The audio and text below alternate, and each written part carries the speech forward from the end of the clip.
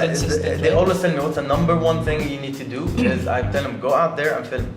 Go out there and film. There's no right moment. There's no when I'm not sure. I want my account to look all the pictures like each other, the same color palette. Just go out there, produce content, and add value. Good morning, good afternoon, and good evening, everyone. Welcome to the show, Design Deconstructed, where we discuss everything about arts and design under the sun. I'm your host, Red, and today we have a very special guest. Okay, he has decades of expertise in content creation, e-commerce, and social media marketing. He has worked with a lot of brands such as Starbucks, Mall of Qatar, and Qatar Post. Named Food Influencer of the Year by the LLQ Lifestyle Choice Awards, brand ambassador for Talabat, and the founder of Triple F Qatar. Ladies and gentlemen, Mr. Anas Abouqamer, welcome to the show. Thank you so much. Thank you very much. Really happy to be here. Okay, first of all, congratulations. Congratulations for being the Food Influencer of the Year. How does it feel to be? Honestly, I wasn't expecting it. I was surprised when I got the nomination, when NLQ got in touch. But it's amazing to be recognized. And you know, after 2 years of literally going out 2-3 times a week to film food, to be called the Food Influencer for the Year, it's obviously. But that's a big deal, you know. We were so impressed when we saw it in Instagram. This. You know, small big recognition for me is recognition, and it's another badge that gets added into the pool of like many badges that I have. But this one was great. It adds a lot to my credibility, so I'm very proud of it. Okay, but first thing we want to ask, how did you start in this industry? I mean, who is Mr. Anas before? You know, okay, all right. This is the most asked question. Yeah. I've been working in the digital and the online field for the past 10 years. So I've worked 6 years for Vodafone, I've worked 2 years for Qatar Post, and I've worked almost 2 years for Mall of Qatar. My roles for almost 8 years were e-commerce. I'm very strong when it comes to digital marketing and e-commerce, but I've always been the guy behind the screen. I wasn't a social media guy. So when I got the interview at Mall of Qatar, I didn't know what it was for. It was for a digital role. And when they actually asked me in the interview, what's your weakness? And I said social media. I never had a role that was 100% focused on social media. Then they were like, yeah, this role is for social media. So yeah, I think my role at Mall of Qatar just highlighted the fact that I'm able to run social media channels, whether it's community management or content creation. So yeah, I've done 10 years of digital. And then in my last role, it was very social media focused. And then I never planned to be an influencer or content creator. It really happened by chance. It's just the right elements came together. So you've got my professional experience as a digital expert, and then working at Mall of Qatar did 2 things for me. When I left the mall, the Instagram account had 140,000 followers. So I felt that I lived the influencer life through the mall's account.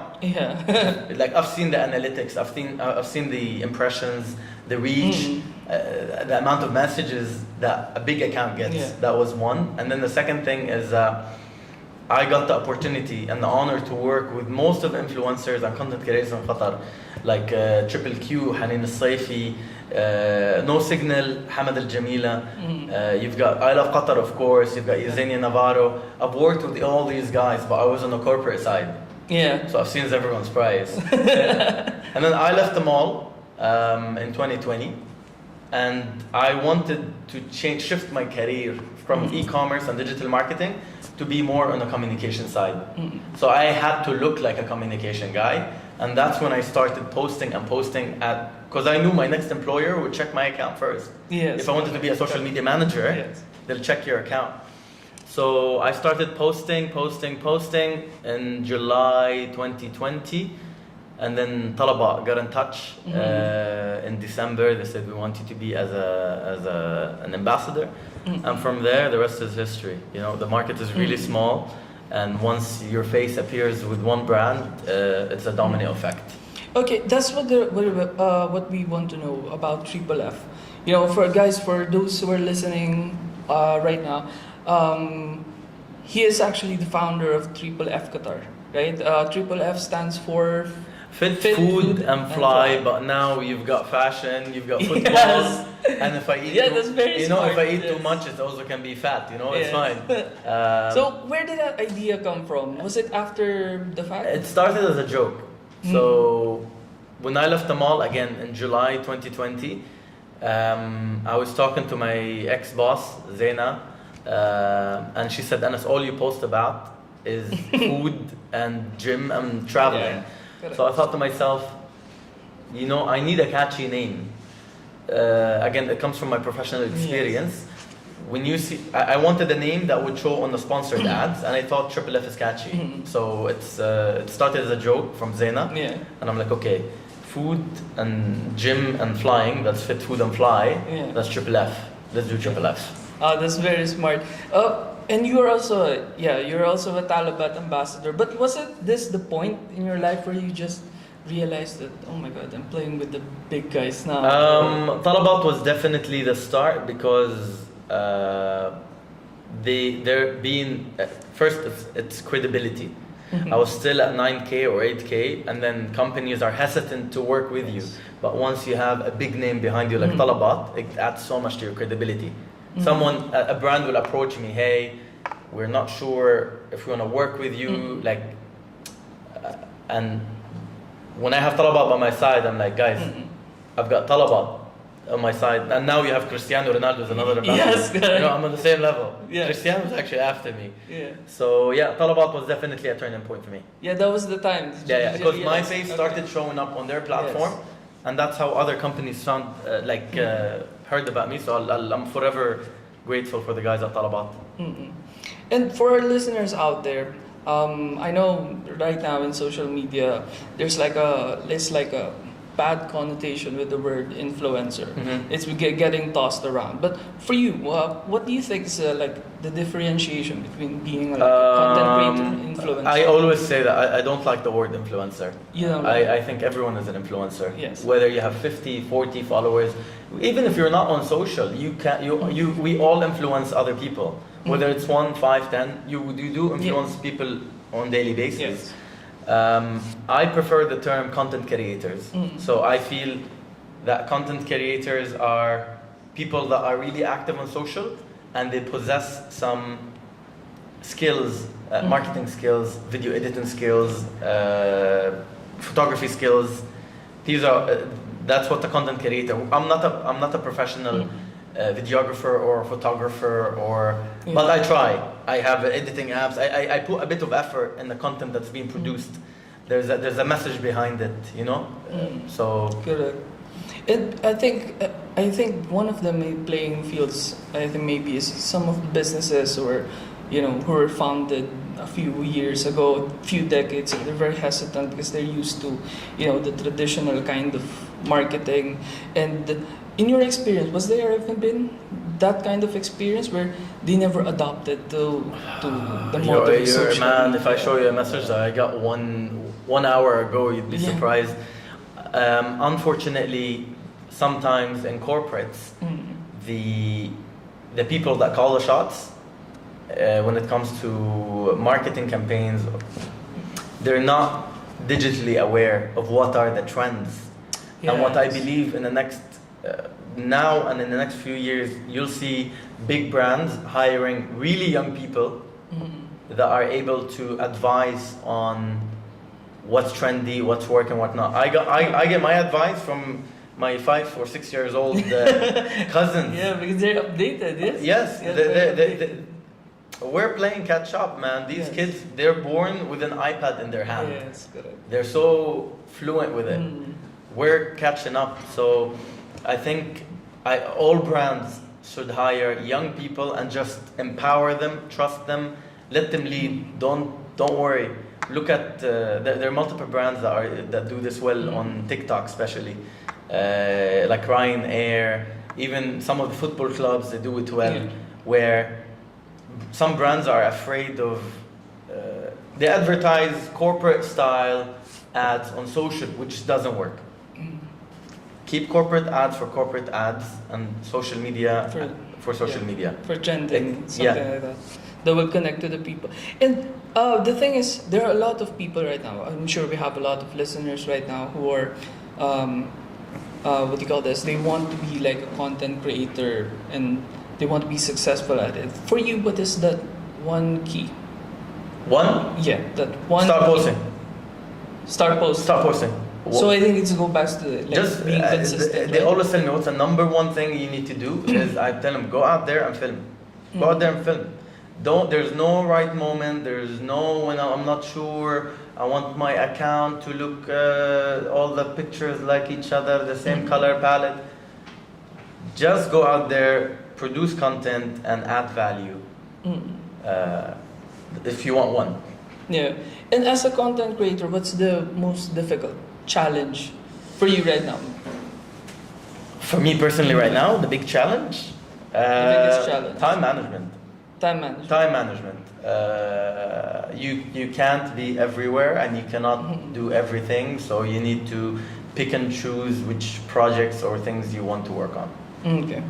Okay, then the next question is this, and this is going to be this is going to be a hot take. Okay, this is going to be a hot take. Is how do you balance being objective in especially with food reviews, Yeah. like when we're doing reviews for restaurants and such, and actually delivering the client's experience. Like, you know for yourself that this maybe this restaurant isn't really up to the standards Yeah. that they're advertising, but how do you deal with it? How do you If I don't like it, even if it's paid, I will not do it. really? Yeah, it's not worth the money. No, I lose credibility with the audience. I see. The other thing is that if I'm at a restaurant and there are multiple plates, I'll only talk about the things I like. Okay. And I will just not talk. I always say, unless I specifically say I like something, just because I film it doesn't mean I like it. But has it been like, okay, this restaurant maybe, and they ask you, okay, Mr. Anes, we really need to market our product. Has it ever been like? It has. I've been invited to somewhere and it was for money. And I said I need to try it before, and after trying the food, I didn't like it. And I said I'm not gonna continue with that project. Why would I lose credibility over money? Yes. But has there ever been like, okay, but we need help. Could you tell us something like that? I'll give them feedback on the food. Okay. Improve the food. Food as well is very subjective. Your taste palettes are different than mine, and I'm not like. Just because I say something is good is not always. You might disagree with me, and it's completely fine. So yeah, if I personally, it's always an opinion. It's not a fact. It's very important as a content creator to specify that it's an opinion. It's not a fact. Because some people will disagree with you. They'll tell you that burger is too salty or that ice cream is too sweet. But for me personally, I liked it. Correct. Yeah. So okay, now be honest. Aside from Qatar, of all the places you've been through, what is the one place, or maybe give us 3 places that you absolutely adore, and if given a chance, you would go there in a snap? Bali is always on my list. Bali. I love Bali. Yeah, Bali. Indonesia. Definitely Istanbul. I'm a big fan of Turkey, and I'm going in about 1 week. Bali and Istanbul for now, I think. I can't think of a third place that I want to keep going to. I want to go to new places. But what's there that you experience that that set it apart from? For me, Bali is just there's a vibe. There's like some sort of magical energy in the place. Everything is Instagrammable. So even businesses have adapted to everything is photogenic in Bali. Whether it's restaurants, but also the amazing sunsets that you have, or the greenery. And for Istanbul, I'm a big food guy, and food in Turkey is hard to compete with. And Istanbul has modern scene. It has history. You've got in Turkey. You've got everything. You've got mountains. You've got beach. You've got skiing. You've got everything. And it's 3 hours away, so. Yeah, 3 hours away. That's So a plus. how about is it cheap there? Yeah, it's cheap. Relatively compared. Comparing to, you do the conversion between Riyal and Lira, and it's excellent. Okay, and okay, compared to Mr. Anis, like looking back 5 years, comparing yourself 5 years back. Now you've got thousands of followers on Instagram. Was it ever that one thing you would have done differently? Has it ever been One thing you I would done have done differently. I don't like to regret. I don't have regrets. No. But in the past 5 years or 4 years, people have always told me, "Why don't you become an influencer? Why don't you? Why don't you? Why don't you?" No, I wouldn't change anything. I feel everything happens at the right time, and my time came just in 2020. I wasn't ready before that to be the person I am now. Yeah. Okay. And then lastly, what is the one piece of advice you could give to our listeners right now, especially the younger generations who are always on social media, but maybe aspiring to become a content creator, but just they're looking for that one piece. What's that one piece of advice you can give to everyone? If this is there are two sides for me. I always say consistency is really important in everything that you do, whether it's social media, whether it's gym. To see results, you need to be consistent. Keep going, even if the numbers, you're not getting the number, you won't get the numbers in the beginning. And it's very frustrating not to get the likes and the views. Don't be obsessed about the numbers. Do it because you love it. It's easier for you to market things that you love. So make sure, if you want to get into this, market something or produce content about something you're passionate about. Yeah, and maybe a lot of people are, because I know a lot of people who are like that, who were discouraged. Maybe they started for like 2 months. It's not enough. Keep going. If you really believe in yourself, you will work hard, pays off. And we're lucky to be in Qatar, where the market is small and is in need of content creators. Yes, there is a need. So yeah, keep going. Produce content that you love, and please get on TikTok. Like get on TikTok. Instagram has been there since 2012. So we're talking, this platform has been there for a decade, and I've just made a name a year ago. So the platform has been already almost saturated. Okay. TikTok has been there for almost 3 years only. Yeah, only. So think of TikTok in 5 or 6 years. Okay. If you start now, where are you gonna be in 6 years? Exactly. So guys, I think that's it. Download TikTok now. Because I see the kind of engagement. I'm also talking to our bosses and all, and we were engagements in TikTok. Not only people, but businesses. Yes, businesses are so scared to get into TikTok, but especially for in food and beverage industry, I will tell you, if when I get a client, if it's food, I know we'll do well, and if it's events, people are really, there's a huge demand on events, on what's happening, and you need to be like, so if you're an events company, you need to be on TikTok. I just had the pleasure of working with Marcelo for the past 2 days, and minimal effort, just adding value and announcing that an event is happening. Each video is about 70,000 views. So I have over 150,000 views in 48 hours, just because I'm informing people that something is happening. I think some of the businesses are afraid of using TikToks because they have this connotation that, this is like dancing. Yes, for children and the younger kids, you'll get astronomical, like crazy, humongous numbers on TikTok. I don't have a video on Instagram that has done over 100K. My videos on TikTok, although the followers, I have 35,000 on Instagram at the moment, and maybe 33,000 on TikTok. But on TikTok, I've hit 1 million plus, maybe 3 times, and I have various videos that are over 100K. Because there are less people as well producing content for TikTok, so it means there are higher chances of your video being viewed. And Instagram is really pushing paid content. Yes. So you want to be seen, you have to pay. TikTok at the moment, no. So yeah, get on TikTok. So, okay, and the last question is, what are your goals, like looking ahead now, for maybe 2-3 years for now? What are your goals? We were talking before we started the show that you said that you feel like you're not yet there, and your potential.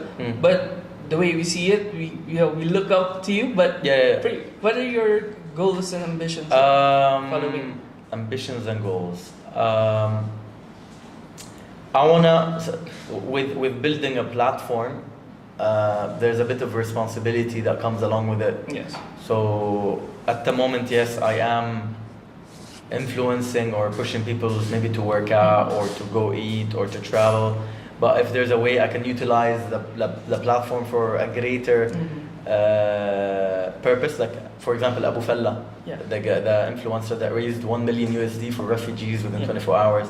This is a real power of social media. I want my platform to be used for good. I don't know when or why. I do sometimes now, but that's my aspiration, to change the world and to impact the world in a really positive way. And that is very awesome. That's a very awesome vision. We don't have a lot of that nowadays, and it's very refreshing to have that. I've in the past 2 years, I've met with architects, athletes, lawyers, new content creators in Qatar, and maybe because I was one of the fast-growing people in Qatar, my name just appeared suddenly. People want to learn, or they ask me how we do it, and my first question is, what's your vision or what's your purpose? And if I hear I want to make money, I know it's not going to go far. Money, yes, there is financial game of being a content creators, but if you focus on the money, you're not going to get far. If you're going to take ads based on who pays you more, again, you're going to divert from doing the things that you love. So first, for me, add value, find something that you're passionate about, and think of, I don't like posting my face a lot. I try to focus on the product. Yes. I'm here to deliver value.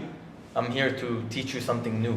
I'm not a model or a fit, the focus should be on adding value, and then people will reward you. The internet will reward you that way. Okay. So again, that's it. I think, thank you very much for being on our show, Mr. Anis. Do you have any upcoming events? Maybe you'd like to promote your social media? Well, follow me on Triple F Qatar on Instagram and TikTok, please. I'm open for feedback. And then upcoming things. There's a circus show, Alice in Wonderland, that starts today in Lusail Multi-Purpose Arena. See you guys. Now it's weekend, so exactly. So if you're looking for something to do this weekend, if you're available, check out the circus shows. Exactly. Okay. You can try the new ice cream that I promoted today. Okay. That's it. Thank you very much, Mr. Thank you so much, Fred. It's been really a pleasure talking to you. It's been a real pleasure. So, I guess that would be it. That's Design Deconstructed, episode 2, and we'll meet you again next week, every Thursdays at 4 p.m. Thank you very much, guys, and God bless. Thank you.